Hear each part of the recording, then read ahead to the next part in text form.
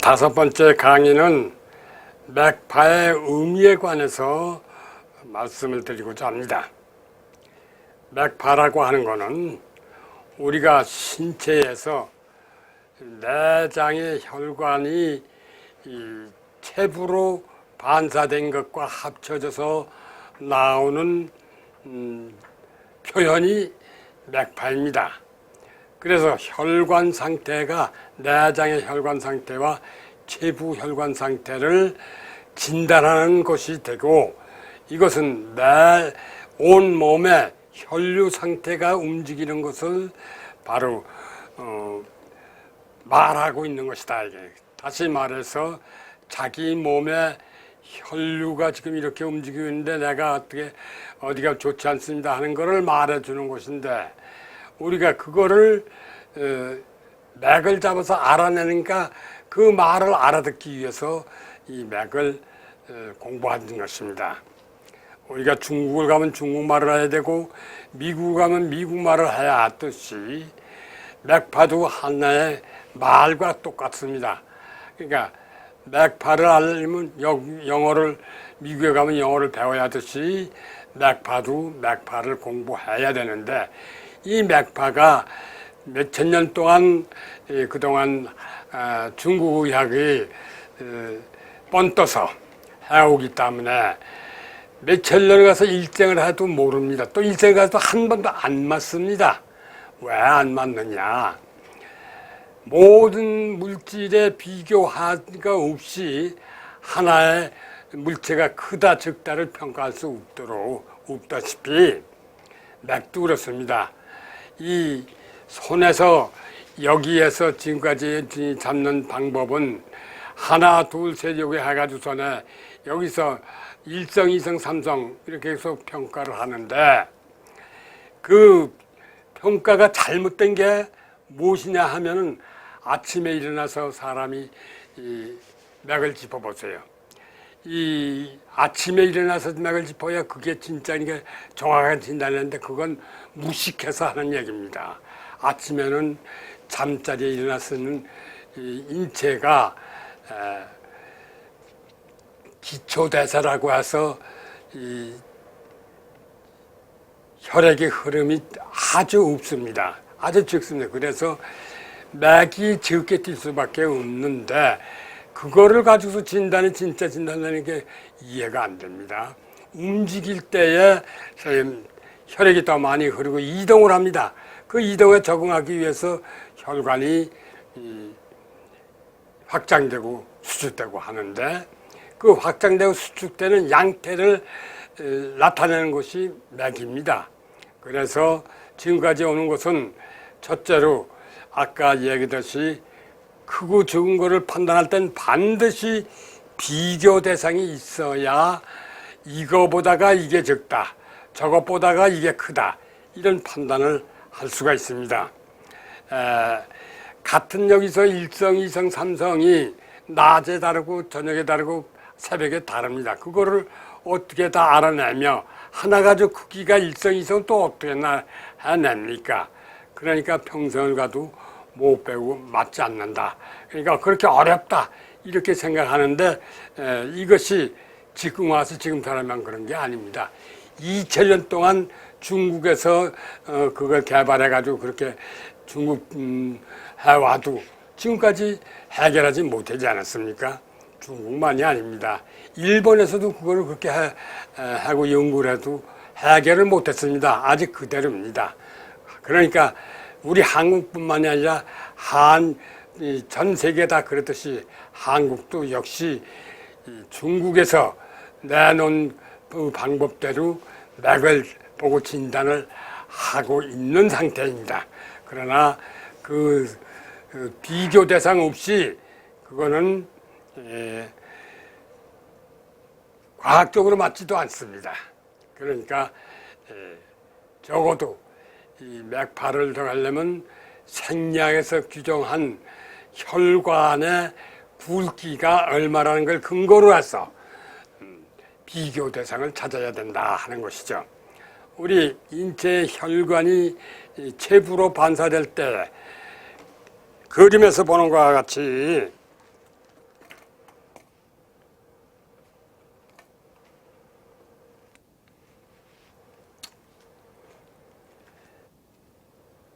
여기에 내장에서 나오는 압력하고 또는 이 머리 위로 가는 혈관 상태가 합쳐져 가지고 이 혈류가 여기 요 부위에서 맥이 뜁니다.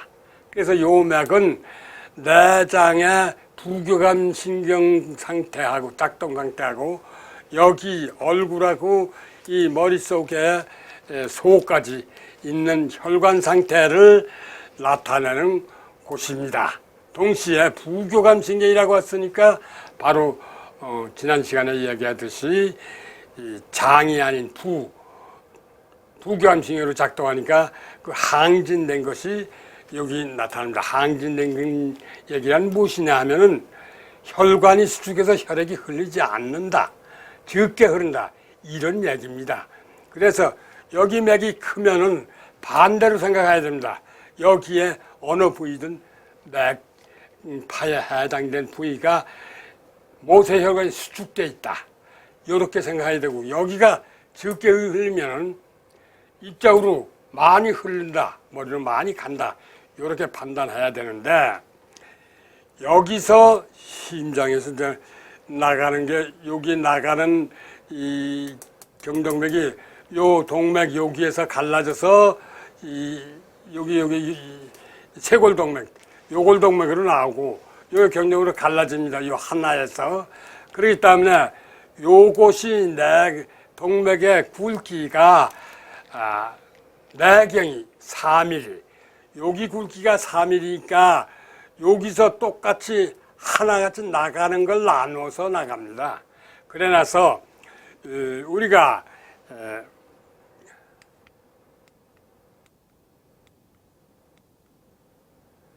요골동맥 여기가 요골동맥 맥파가 나타나는 곳입니다.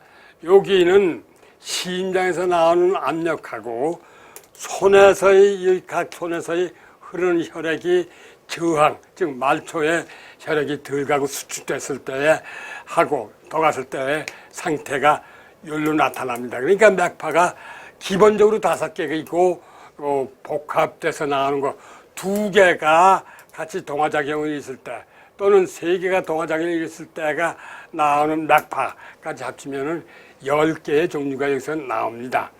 후에 경동맥에서도 10개가 나오고 그러는데 여기 맥파를 크기를 가지고 그 의미를 우리가 해석해 내야 됩니다. 즉 몸이 말해주는 말을 우리가 알아들어야 한다 이런 얘기죠.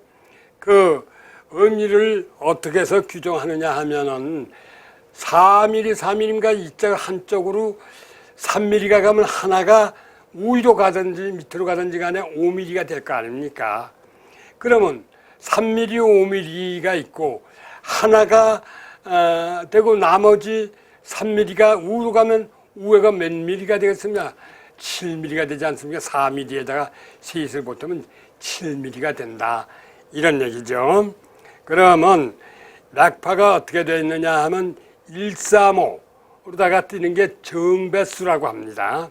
1mm 뛸 때에 뭐고, 자, 3mm 뛸 때 뭐고, 5mm 뛸 때 뭐다. 이런데 요것이 복합돼서 나오는 경우가 있는데 어떤 경우냐. 폐나 대장이 폐에는 내장에서 혈액이 상처가 나가지고 혈액이 많이 필요할 때 이럴 땐 폐에 저장되어 있는 혈액을 전부 내보냅니다. 그러면은 이 맥에 1mm가량이 또 확장이 1mm에 해당되는 양이 나간다 이겁니다. 그 양이 내장에서 나가는 게 전신에 나가는 흐름의 4분의 1, 25%를 좌우한다, 증가시켰다, 감소시켰다 할 수 있다 생략에 그렇게 나와 있습니다. 자, 비단 그것만이 아니라 체부에서 어떤 상처가 나가지고 손에 혈액이 필요하다 할 때는 비장에 보관되어 있는 비상용으로 보관되어 있는 혈액을 내보냅니다. 자동적으로 신축이 돼서 근원성에 의해서 간으로 들어가서 심장을 통해서 나오는데 이때에 나오는 양이 1mm에 해당됩니다. 그런데 내경 1mm에 해당 굵기에 나오는 게 엄청난 숫자입니다. 그래서 이 두 개를 합치면 거의 20%가 됩니다. 합치면은 얼마가 됩니까? 1mm, 폐에서 1mm가 더 나가고 비장에서 1mm 더 나가면 2mm니까 정배수 5mm, 비장하고 폐가 했을 때 정배수 5mm에다 합치면 7mm가 안 됩니까? 그러면 그때에 1mm하고 7mm가 달라지는 원리를 여기서 우리가 찾을 수가 있죠. 자, 반대로 간에서 혈액을 만들어서 내보는데 간에 어떤 이상이 생기면 혈액을 심장으로 내보는 게 적어집니다. 그러면 심장에서 박동할 때 한 번 박동할 때 내보내는 혈류량은 심장이 마음대로 못합니다. 늙었다 죽었다 못합니다. 그게 심장의 본래 가진 기능입니다. 심장이 더 내보내야 된다 할 때에는, 체부로 더 내보내야 된다 할 때에는 교감신경이 발동해서 4박 내지 5박을 더 박동을 해서 혈류량을 더 내보낸 이런 기능만 있지, 한 번 내보낼 때 더 많이 내보낼 덜 보내는 그런 기능은 없습니다. 그래서 간에서 적게 들어가면 체부로 나가는 것도 적습니다. 그러니까 전체적으로 적게 되는데 그게 한쪽으로 가게 되면 팽팽하게 맥이 아주 줄을 이어서 적게 흐릅니다. 그러면 적게 흐르니까 혈관 자체가 빤빤해져서 팽팽해지니까 혈관 조직 자체가 그렇게 팽팽해지니까 조금밖에 뛸 수밖에 없습니다. 그래서 그거를 팽팽하다 해서 이름을 팽줄맥이라고 지었습니다. 그거를 내가 명명한 겁니다. 그 다음에 혈류의 모양, 속도에 의해서 맥파의 모양이 달라집니다. 4mm에서 1mm가 다른 데로 흘렀다고 할 때 3mm라고 하는 게, 3mm가 심장이 박동되거나 또는 폐가 저고할 때는 속도가 이게 빠르게 되면 각형을 이룹니다. 그래서 같은 굵기라도 각형이 되고, 이 신장이나 또는 폐에서는 같은 굵기라도 신장은 넘실넘실 뛰는 맥박이기 때문에 이것이 아주 적고 간하고 합성이 돼서 할 때 간에 거의 간다 할 땐 잡히질 않습니다. 그때는 신장이 되는데, 그럼 그걸 어떻게 판단하냐? 다음 설명을 들으시면 쉽게 배울 수 있습니다. 아주 쉽습니다. 폐가 더 나갈 때 이 심장에서 박동이 흐르는 게 박동이 탄력을 가지면은 속도가 빨라집니다. 그 왜 속도가 빨라지는 탄력을 갖느냐? 심장 조직에 산소가 부족하면은 이 심장 이 조직 자체가 뻣뻣해져서 긴장돼서 하는 이 박동을 할 때, 수축할 때에 전체가 한꺼번에 그냥 동시에 수축되기 때문에 혈액량이 나가는 속도가 빨라집니다. 그때 각형으로 여기서 나옵니다. 그 각형을 하고 전부를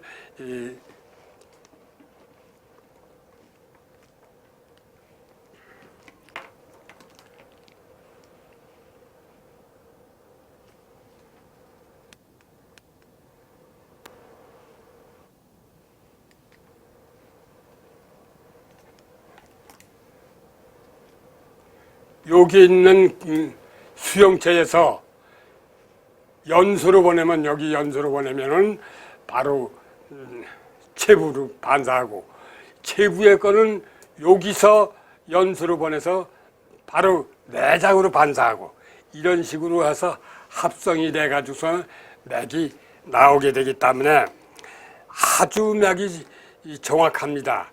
이 평가 자체를 비교해서 하기 때문에 한켠으로는 그 이름을 제가 5가지 장에 저거 하기 때문에 오성맥진이라고 하는데, 기본을 5가지가 나오고 합성해서 10가지가 되는 거고, 밑에도 합성해서 10가지지만 기본이 5가지에서 오성맥진이라고 하는데, 오장을 기반으로 해서 오성맥진이라고 했는데, 이걸 또 한편으로 얘기하면 요거하고 요걸 동맥하고 비교하니까 요걸 비교맥진이라고 합니다. 뭘 비교하냐? 크기를 비교해야죠. 자, 이제 얘기했듯이 4mm에서 하나가 다른 데로 갔으면은 3mm가 되지 않습니까? 그러면 다른 데로 가면 5mm니까 5mm하고 3mm를 비교를 하면은 어느 게 더 크냐? 요것만 비교하면 됩니다.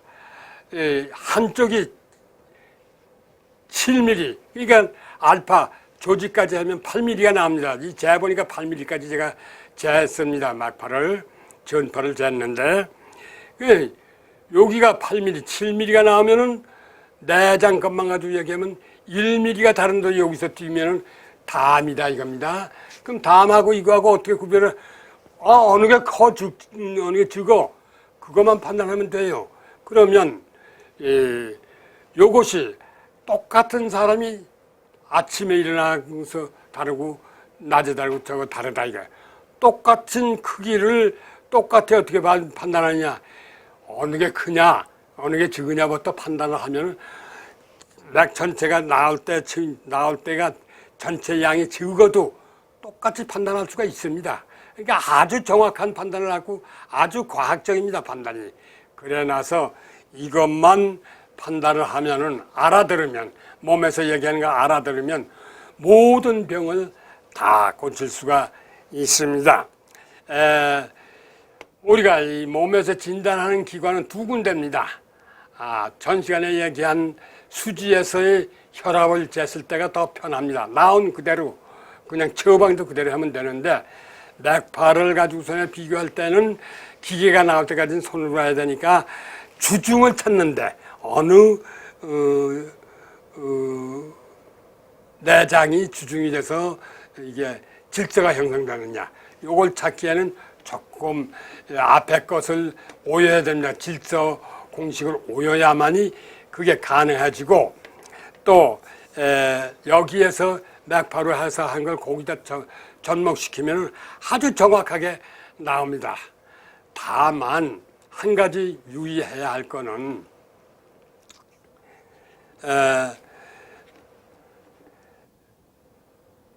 우리가 살아가는데 몸의 환경만 나빠지는 게 아니라 밖의 환경도 있지 않습니까? 우리 사람도 자연의 하나이기 때문에 자연에서 일어나는 기후 압력에 적응을 합니다. 그렇기 때문에 맥파도 적어졌다 커졌다 하는 경우가 종종 있을 수가 있습니다. 그러니까 맥파가 적어지고 커진 걸 어떻게 하느냐? 하나 가지고 일성, 이성, 삼성 절대로 못 찾으면 절대로 틀립니다. 아무리 해도 천하 없는 사람은 내가 한국에서 제일이야, 한국에서 몇 년 이 평생을 두고 해도 그 사람 자체도 정확하지 못합니다. 왜? 어떤 그 철학적인 얘기입니다. 하나를 갖고서는 이게 큽니까 적습니까 하면 크다 적다를 어떻게 판단해요? 이거하고 비교해서 이거 두고 했을 때 요거보다 요게 짧습니다, 요거보다 요게 깁니다, 이렇게 판단할 수가 있는 것이지, 비교 대상 없이 하나 가지고 뭘 일성이다, 이성이다, 삼성이다 절대로 안 맞습니다. 그리고 그걸 하려고 하는 자체가 참 모험입니다. 잘못하면 생명을 앗아갑니다. 그거 우리가 주의해야 하고, 이것만 진단할 수 있으면 아주 쉽게 우리 인체를 조절하면서 살 수가 있는데, 그 조절을 내 자신이 조절하면서 살아야 합니다. 어느 병원에서 일일이 쫓아다니면서 해주지도 않고 일일이 병원에 입원해 가면서 할 수 없지 않습니까? 그러니까 우리가 해서 자체가 안 됐을 때 병원이나 이런 데 의존하는 거고, 일반적인 건강 문제를 할 때는 나 자신이 그것을 읽어가지고 체부 조절을 내 자신이 하는 이런 시대를 우리가 맞이하게 된다 이거죠. 이제 처음 나온 지가 처음이고 처음 발표가 또 처음이기 때문에 지금 많이 알려지질 않았습니다. 이제 내 제자들 몇십 명만 아는 건데, 이것이 이제 앞으로 일반화가 되면은 저 병원에서는 기능의학과가 생기면 모든 병을 고치게 되니까 우선 모든 지금까지의 불신을 받던 걸 다 해소하고 병원만 가면 모든 게 고칠 수 있어 믿음이 생깁니다. 어느 그 의사가 이거를 해서 전천 의사가 되면은 권위가 섭니다.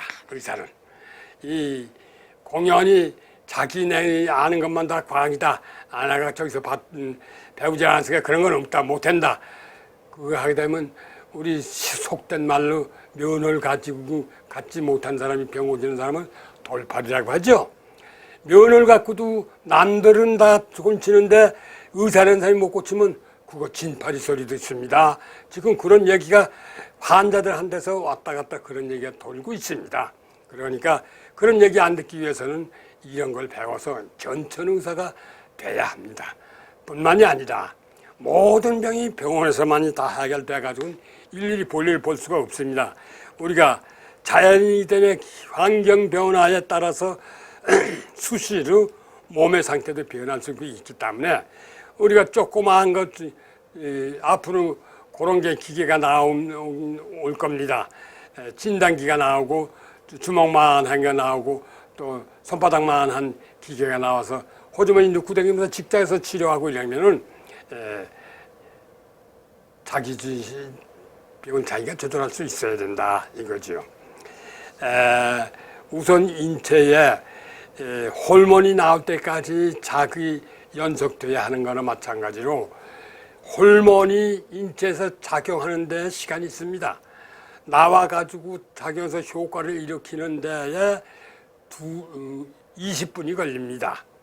20분 후에 그 작용 효과가 나오는데 그 효과가 카티졸이라는 것이 인체 전신의 세포를 활성화시키는 호르몬이라고 하는데 그게 나와서 4시간 동안은 효과를 유지한다고 합니다. 그러나 그것이 양이 적거나 양은 제대로 나왔어도 활동을 많이 해서 소비가 빠를 때는 2시간밖에 못 간다고 했습니다. 그래서 이거를 기본으로 해볼 때 자극하는 시간이 일정 시간이 있어야 되고 그 효과를 발생하는 시간이 있어야 되고 효과를 유지하는 시간이 일정한 시간이 있는데 그 일정한 시간을 유지하려면 호르몬 분비가 충분히 나와야 되는데 그러려면 자극 시간이 충분해야 된다. 이런 결론이 되겠습니다. 그래서 이런 것을 확인하고 하는 거는 하루 종일 4시간 후에 관찰해야 하는데 활동하다 보니까 다 없어져서 그걸 어떻게 했느냐 이 말이에요. 맥을 보면 대부분 압니다. 맥의 변화가 있습니다. 그래서 스스로 모든 것을 판단해 가면서 스스로 자기 몸을 조절해 가면서 살아야 하고 조절이 됩니다. 우리가 현재 의사들 이야기에서 의사한테 들은 얘기입니다. 반밖에는 못 고친다고 되어 있습니다. 그래서 50%를 80%로만 옮겨도 80%만 고칠 수 있어도 의학적으로는 100%라고 합니다. 그렇죠. 죽는 사람까지 다 살릴 수는 없는 거니까. 아무리 병 때문에 그랬더니 죽음에 임박한 사람의 병은 못 고칩니다. 고쳐도 죽습니다. 그런 거는. 그러니까 80%는 100%인데 우리가 조금만 80% 뭐 30% 올린다 안 올린다 보다가 그 병원에서 못 고치는 거 몇 가지씩만 고쳐도 우리가 병원을 신뢰하고서는 살 수가 있습니다. 지금 현재 일본이나 다른 선진 국가에서 병원에 안 가고 주로 자기 치료를 합니다. 그 왜 안 가느냐 이렇게 물으면 병원에 가면 무슨 치료를 하느냐 말이야. 뭐 치료되는 게 있느냐. 그 사람들 일본 사람들이 그런 얘기를 합니다. 그게 왜 그래요? 병원에서 못 고치는 게 너무 많으니까 그렇게 불신하는 거죠. 그래서 그 불신을 벗어나기 위해서는 반드시 병원의 기능의학과를 두어서 우리가 기능질환을 고치면은 세계적으로 못하는 걸 우리나라에서는 다 한다면 세계 환자들이 몰려들 것입니다. 그래서 우리가 병원을 경영하는데 도움이 되는데 현재 이 병원에서 경영하는 사람 만나서 얘기했더니 자석으로 간단히 이렇게 고치는 것도 있다니 얘기했더니 그렇게 빨리 나면 우리는 경영을 어떻게 하고 병원 경영을 어떻게 하고 그 경영적인 측면에서 받아들이자. 그래서 그러면 안 되고 이건 인류의 생명 유지라는 관점에서 봐야 한다. 이런 얘기죠. 또 하나 참고로 말씀드리면 이거 배워가지고 손에 하다 의료법에 걸리는 거 아니냐. 천만에요. 생명을 우리가 건지기 위해서 하는 목적이지 의료 행위가 아닙니다. 치료는 하는 목적은 생명을, 건강을 찾는 것이죠. 법률적으로 의료 행위라고 하는 것은 의사들이 하는 행위입니다. 그 의사들이 유사의료인이라고 해서 한의사, 간호사, 안마사, 친구사 이렇게 법으로 정해 있는 의료에 관여하는 사람이 하는 것을 면허 없는 사람이 하게 되면 그건 의료법에 걸립니다. 그러나 현재 의사가 하지 못하는 것을 한다. 그게 뭐냐? 바로 자율신경 조절하기 없습니다. 또 혈관 조절하기 없기 때문에 혈류 조절을 못합니다. 이 두 가지를 한다고 할 때에 법률상으로 해당이 안 됩니다. 의료 행위가 아닙니다. 의사가 하는 행위가 아니니까. 그런데도 억지로 이거를 찍어다 붙이려고 한다면 헌법에 위반이 됩니다. 국민은 치료받을 권리가 있다. 규정이 분명히 있습니다. 그런데 치료하는 길이 있는데 그걸 못하게 하고 한다. 그 사람이 그건 간접적인 살인행위가 되죠. 권리 행사 방해가 되는 거도요. 그래서 그런 법률은 생길 수도 없고 그렇게 하지도 않습니다. 우리나라의 법도 그 아주 선진국가를 따라가서 해석이 다릅니다. 그래서 마음 놓고 젊은 사람들이 이걸 배우면은 자기 병은 물론 자기 건강은 유지하고 이 건강 질병을 그때그때 조절했을 때 생명이 연장됩니다. 다시 말하면 수명이 연장된다 이거죠. 동시에 이웃의 질병을 고쳐주고 가족의 질병을 자기 손으로 고쳐 이웃전을 한다고 할 때에 내가 외롭지를 않습니다. 친구가 많아집니다. 나하고 친한 사람이 동네에서 모두 친하게 지나게 되면 그것이 행복한 거 아닙니까? 우리가 더 나가서 젊은 사람들이 직업이 없어가지고 할 때 이거 가지고 돈벌이도 할 수 있습니다. 질병을 고쳐주고 저거 하는데 그것이 의료 행위가 아니고 의사들이 하는 거 아닌데 돈 인건비 받는 건 상관이 없습니다. 그래서 젊은 사람들에게 앞으로 새로운 직장이 될 수 있다. 이렇게 생각하고 또 배워서 혼자 못하고 할 경우에는 병원에서 기능의학과가 생겨서 그런 사람을 채용을 하게 됩니다. 그러니까 미리 배워서 기술을 가지고 있으면은 반드시 생업에 도움이 되리라 생각해서 강력히 권장합니다. 오늘 강의는 여기서 끝이고 또 다음 시간에 어떤 병이 어떤 처방을 가지고 어떻게 얼마만큼 걸려서 병이 나느냐, 즉 경맥상으로서 나는 병을 처방을 간단하게 건질 수 있는 것까지 얘기하고자 합니다. 감사합니다. 이 시간 이걸 끝냈습니다.